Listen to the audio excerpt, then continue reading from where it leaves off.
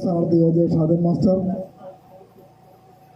30 വർഷക്കാലം മുല്ലശ്ശേരി പഞ്ചായത്തിനെ പ്രതിനിധീകരിച്ച് ഇപ്പോൾ ബ്ലോക്ക് പഞ്ചായത്തിലേക്ക് മത്സരിക്കുന്ന കൊല്ലം ഫ്രാൻസിസ്, യൂത്ത് കോൺഗ്രസ് ജില്ലാ സെക്രട്ടറി ലിജോ പനക്കൽ, 4ാം ward election committee chairman Shri P K Ravi, പേനകത്തെ election committee chairman K R Viswanathan, Dalit കോൺഗ്രസിൻ്റെ ബ്ലോക്ക് പ്രസിഡന്റ് സജീവൻ പാലക്കൽ, പ്രവാസി നേതാവ് ശ്രീ എൻ കെ സുലൈമാൻ, മഹിളാ കോൺഗ്രസിൻ്റെ ബ്ലോക്ക് സെക്രട്ടറി രേണുക രവി, ഇവിടെ നമ്മുടെ 4ാം വാർഡ് സ്ഥാനാർത്ഥി ദിജ ശ്രീദേവ്, 3ാം വാർഡ് സ്ഥാനാർത്ഥി എ എസ് ശ്രീകുമാർ, 2ാം വാർഡ് സ്ഥാനാർത്ഥി ശാന്തിനി മനോജ്, ബ്ലോക്ക് പഞ്ചായത്ത് അന്നഗഡ് ഡിവിഷൻ സ്ഥാനാർത്ഥി പ്രിയപ്പെട്ട ശ്രീനിധി അരുൺകുമാർ, 2ാം വാർഡ് election committee chairman Shri N A Hasan, 3ാം വാർഡ് election committee chairman Shri N K Shamsuddin, Shri T S Suresh Kumar, മറ്റു പ്രിയപ്പെട്ട സഹപ്രവർത്തകരെ, നല്ലവരായ നാട്ടുകാരെ, സുഹൃത്തുക്കളെ, നമുക്കറിയാം മുല്ലശ്ശേരി പഞ്ചായത്തിൻ്റെ 60 വർഷത്തെ CPM-ന്റെ അടിമച്ചങ്ങല പൊട്ടിച്ചെറിയുവാൻ വേണ്ടിയാണ് മുല്ലശ്ശേരി മണ്ഡലം കോൺഗ്രസ് കമ്മിറ്റിയുടെ UDF-ന്റെ നേതൃത്വത്തിൽ 15 വാർഡുകളിലേക്ക് UDF-ന്റെ സ്ഥാനാർത്ഥികൾ നിർത്തിക്കൊണ്ട് ബ്ലോക്ക് പഞ്ചായത്തിലേക്കും സ്ഥാനാർത്ഥി നിർത്തിക്കൊണ്ട് ജില്ലാ പഞ്ചായത്തിലേക്കുള്ള മുല്ലശ്ശേരി സ്ഥാനാർത്ഥിയെ നിർത്തിക്കൊണ്ട് വലിയൊരു മുന്നേറ്റത്തിനാണ്, വലിയൊരു മത്സരത്തിനാണ് ഈ 11-ാം തീയതി ഈ നാട് സാക്ഷ്യം വഹിക്കാൻ പോകുന്നത്. നമുക്കറിയാം, ഇന്നേ വരെ ഇന്ത്യക്ക് സ്വാതന്ത്ര്യം ലഭിച്ചതിന് ശേഷം മുല്ലശ്ശേരി പഞ്ചായത്ത് കോൺഗ്രസ് UDF ഭരിച്ചിട്ടില്ല. എല്ലാ കാലത്തും കമ്മ്യൂണിസ്റ്റ് ആധിപത്യം മാത്രമേ ഇവിടെയുള്ളൂ. ആ കമ്മ്യൂണിസ്റ്റ് ആധിപത്യം നമുക്ക് തകർത്തെറിയണം. അതിനാവശ്യമായൊരു സാഹചര്യം ഇന്ന് ഈ രാജ്യത്തുണ്ടായിരിക്കുകയാണ്.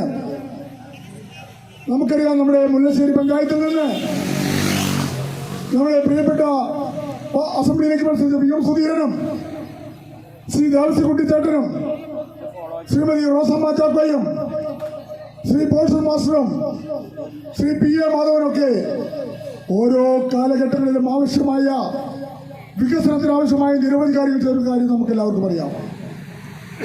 ശ്രീ AC ജോസ് MP ആയിരുന്നപ്പോൾ, ശ്രീ PC ചാക്കോ MP ആയിരുന്നപ്പോൾ, ശ്രീ TM പ്രതാപൻ MP ആയിരുന്നപ്പോൾ എത്രയോ വലിയ കാര്യങ്ങൾ മുല്ലശ്ശേരി പഞ്ചായത്തിന് വേണ്ടി ചെയ്തിട്ടുണ്ട്.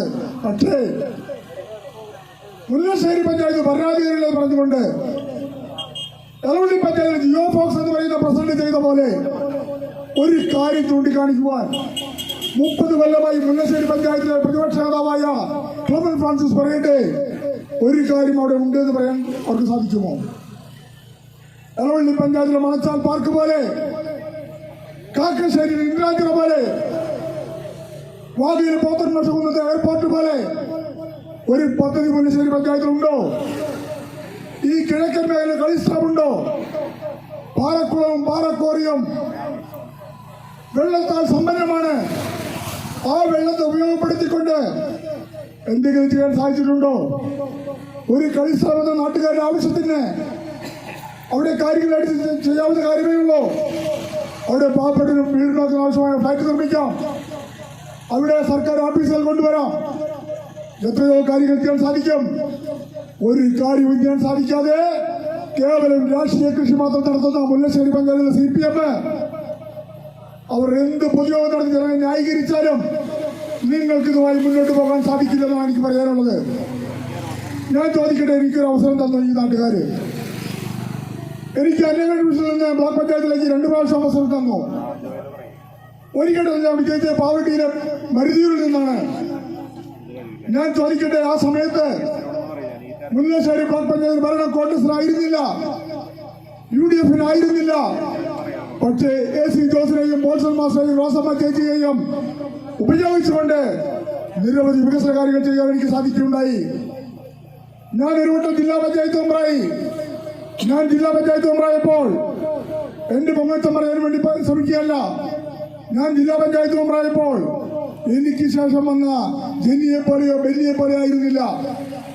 ഈ നാടിന്റെ സമഗ്രമായ വികസനത്തിന് വേണ്ടി 70 ലക്ഷം രൂപ ചിലവഴിച്ചുകൊണ്ട് പെരുവല്ലൂർ 2ാം അംബേദ്കർ കുടിവെള്ള പദ്ധതി കൊണ്ടുവരികയും അതിന്റെ വലിയ കിണർ നിർമ്മിച്ചുകൊണ്ട് അവിടെ മോട്ടോർ ഷെഡ് നിർമ്മിച്ചുകൊണ്ട്, മോട്ടോർ സ്ഥാപിച്ചുകൊണ്ട്, ട്രാൻസ്ഫോമർ സ്ഥാപിച്ചുകൊണ്ട് അതിന്റെ പദ്ധതി പൂർത്തീകരിക്കാൻ സാധിച്ചു. പക്ഷേ എനിക്ക് ശേഷം വന്ന ജെന്നിയോ ബെന്നിയോ കാര്യത്തിൽ തയ്യാറായില്ല. കേവലം രാഷ്ട്രീയ വിരോധം മാത്രം വെച്ച് മുന്നോട്ട് പോയ സാഹചര്യമാരും മറന്നു പോകരുത്. ഇവിടെ നമ്മുടെ പെരുവല്ലൂരിലെ എത്രയോ റോഡുകളാണ് കട്ട വിരിച്ച് കോൺക്രീറ്റ് ചെയ്ത് മനോഹരമായ റോഡുകളാക്കി മാറ്റാൻ ജില്ലാ പഞ്ചായത്തിനെ കൊണ്ട് സാധിച്ചത്. ബാലവാടി റോഡ് ഉൾപ്പെടെയുള്ള റോഡുകൾ ചെയ്യാൻ രാഷ്ട്രീയ വിരോധം മൂലം അത് സാധിച്ചില്ല. നമ്മുടെ പൂച്ചക്കുന്ന് റോഡിന്റെ സൈഡ് കെട്ടി 10 ലക്ഷത്തിന് സൈഡ് കെട്ടി ആ റോഡ് വലിയ സംരക്ഷണത്തിൽ നിർമ്മിച്ച് മനോഹരമാക്കാൻ സാധിച്ചു. എളവള്ളി പാലം മുതൽ താമരപ്പള്ളി വരെ 1 കോടി ചെലവഴിച്ചുകൊണ്ട് എനിക്കവിടെ ഫാം റോഡ് നിർമ്മിക്കാനും പടവിലേക്ക് ആവശ്യമായ മോട്ടോർ കൊടുക്കാനും സാധിച്ചു. ഇത് പെരുവല്ലൂരിന്റെ കാര്യം മാത്രമാണ്.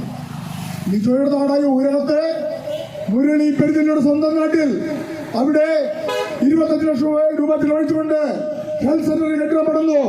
85 ലക്ഷം രൂപയാണ് അവിടെ നിജോയുടെ വാർഡിൽ ചെലവഴിച്ചത്. അന്നകരയിൽ കടാത്തോട് പുഴയ്ക്ക് സൈഡ് കെട്ടി കടാത്തോട് പുഴയോരത്തിലുള്ള റോഡ് നിർമ്മിച്ചു. അങ്ങനെ മുല്ലശ്ശേരി ബസ് സ്റ്റാൻഡിൽ ഷോപ്പിംഗ് കോംപ്ലക്സ് ആരംഭിക്കാൻ സാധിച്ചു.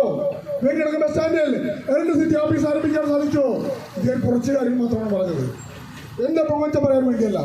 ജില്ലാ പഞ്ചായത്തിന്റെ സ്ഥാപനം അവിടെ കെ വി ദാസൻ പ്രസിഡന്റായിരിക്കുമ്പോൾ, ശ്രീകുമാർ പ്രസിഡന്റായിരിക്കുമ്പോൾ വലിയ വികസനമാണ് ഞങ്ങൾ ഗ്രാമപഞ്ചായത്തിനോട് കൊടുത്തത്.